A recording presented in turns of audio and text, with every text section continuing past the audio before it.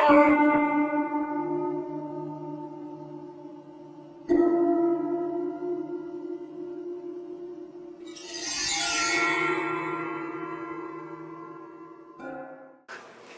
folks, the time is finally here and we get to review Alien Covenant. Sorry it took me so long, guys. This is my first video ever.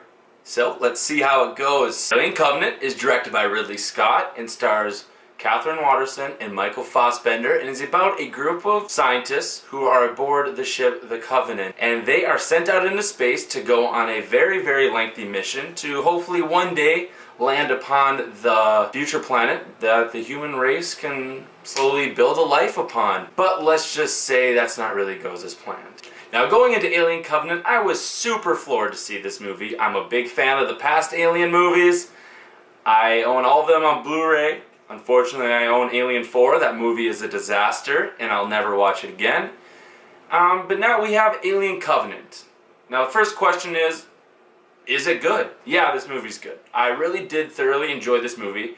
I went to 2 screenings of this, and I was pleased both times. There were some things in them that I'll mention later that I wasn't the biggest fan of, but for the most part, I did enjoy this movie. Now, things I enjoyed right off the bat, I don't even think I gotta mention it, but I'm going to. Ridley Scott. Everybody knows that this guy is a masterful director when it comes to science fiction.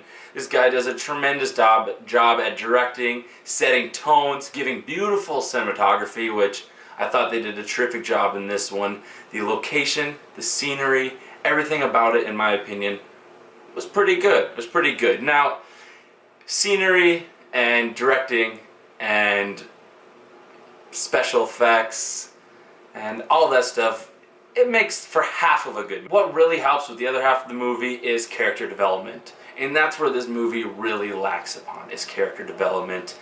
One thing I loved about the early Ridley Scott 1979 version is the character development of the crew members and their camaraderie that they have with each other, because towards the end of Alien, you really do care about the fate that happened, you know, to the crew members. But in this movie, besides the few standout big name actors, you don't really give a rip. You really don't give a rat's ass, which is very unfortunate. I wanted to really care for them as they go on this adventure, because supposedly they're supposed to be the future for the human race. So give us something to root for. That's all I'm asking. Another few things that I really didn't like about the movie, the pacing towards the middle of it was pretty slow. Now, the content that they're talking about in the middle of the movie, due to the fact that it's really dialogue driven, it's interesting stuff. Don't get me wrong. It really goes into depth about the lore of Alien and the kind of like the history of the xenomorph in a sense, but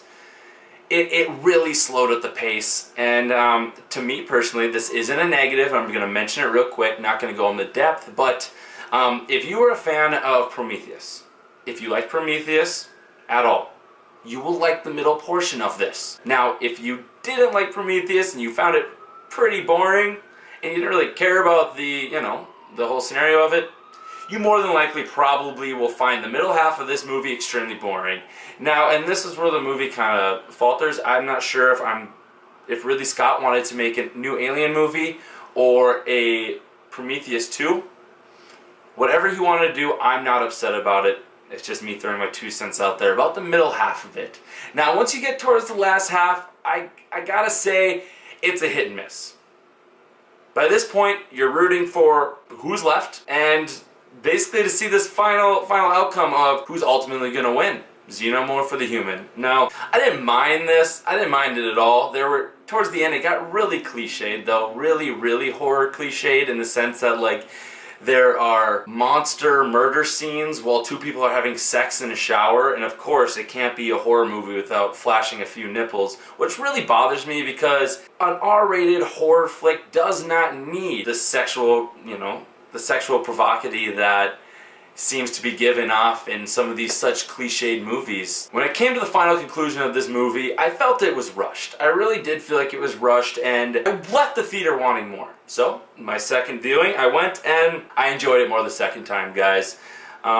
If you go into it kind of knowing what they're talking about, because there's a lot of dialogue and a lot of lore to pick up, in that middle half where it slows up.